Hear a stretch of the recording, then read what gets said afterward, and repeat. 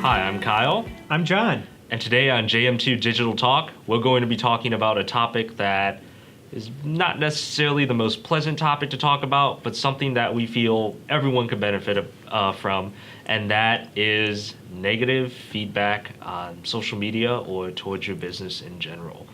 And a good example of that would be, let's say, as a company or a business, you take a course of action and not everybody is necessarily happy with it. It doesn't necessarily have to be your fault, but regardless, you make some people angry. They start vocalizing their opinion by posting on your Facebook wall, by sending you messages, by sending you emails, or even phone calls. And it's really easy to kind of have that feeling of bombardment and just getting bombarded by all this negativity. And there is a way to kind of just combat that, and there is a way to kind of just navigate your way through that. And so I guess a good thing to start out in terms of talking about that has to do with, let's say people start posting on your social media page, or on a post they just all of a sudden it explodes hundreds of comments of people not happy. What's the first step to kind of managing that? Well, the first step is to identify what caused it. Having a plan of attack of how to handle these bad situations. You should have a kind of a policy for your social media for both employees as well as the managers who are managing your social media presence. So just by having this policy, is that more or less like ground rules on what to do if like this event happens? Like if A happens, do B. If B happens, do C type of thing? Or? It can be that detailed of exactly what to do, but it's to make sure that all the people managing your social media account are doing it the same way. You want a consistent voice. You want consistent responses. You want it to, even if you're running 24/7, you want it to come across as the same person always responding. Right. And, I'm kind of glad you brought that up, because there's something, and I think some people may not realize it. If you have another company do your social media or handle it, obviously we talked about in the past the benefits of having someone else handle your social media that leaves you free, but even more benefits kind of come out when you have somebody handling a situation where there's a lot of comments and negativity. Having that third party person removed from everything can really help, because we talked about before, like if you yourself are kind of answering the comments that, and like you care about your company or your business, that could be hard, right? Absolutely. Whereas a social media manager, even though they're working for you, they're a little more disconnected. They're going to follow your policies and procedures, but they're not going to take it as personally as you would. Right. And just by having that third party away, it allows them to kind of, they know your company, they know your business enough to know how things run and how to respond, but at the same time, they're not going to become personally invested in if somebody says something that you don't particularly agree with. It's less of a personal blow. And a lot of people that take that personal feeling, it becomes a fight situation where they're defending and they're almost attacking their fans Right. to defend what they truly believe deep in their heart. And you should never fight on social media.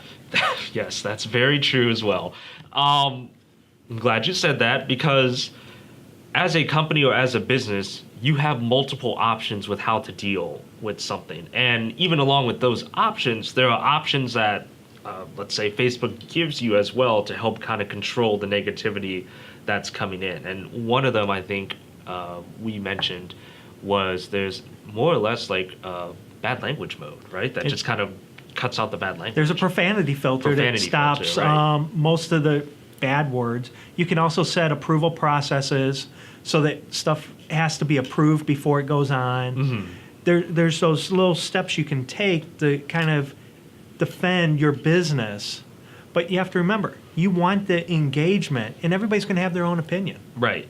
And that's the thing too, like no matter, again, and it goes back to like we said at the beginning, you're never going to make everybody 100% happy. That's just the nature of humanity, and that's how it is. But as a business, I think it's also important to know that along with these tools, knowing how to engage with these people is the right thing.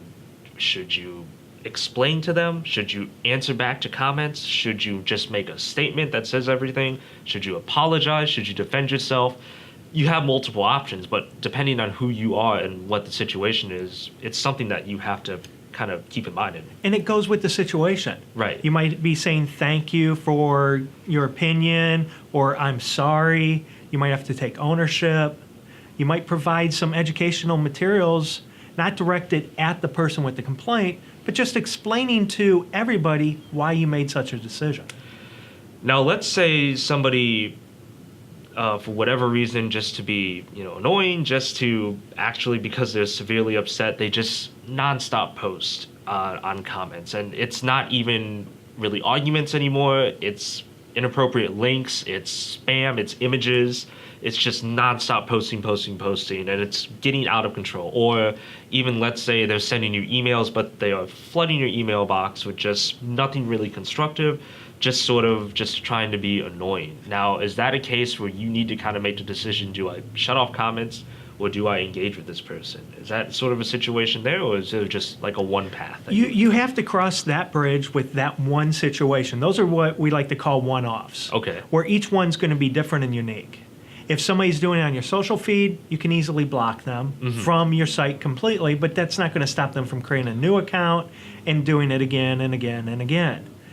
With your email, you can always block that email address from coming through to you. And I think a silver lining out of all of this is out of the number of people who actually comment on a post or send you an email, if you're willing to engage with them, if you're willing to talk with them, if you're willing to explain your stance, most reasonable people will respond back. They may not agree with you in the end, but they'll at least take the opportunity to listen to you. And I think the ratio of people who actually want to continue versus the ratio of people who just kind of want to instantaneously vent their opinion and how they feel and just leave it, I think there's a difference there. Well, whenever you respond to somebody, always make sure you're sincere, you're honest, and you're truthful. Don't attack or badger the person, because that's going back to the fight stage. Exactly. You want to be seen as a good company. You want to come across as neutral as possible in those type of situations.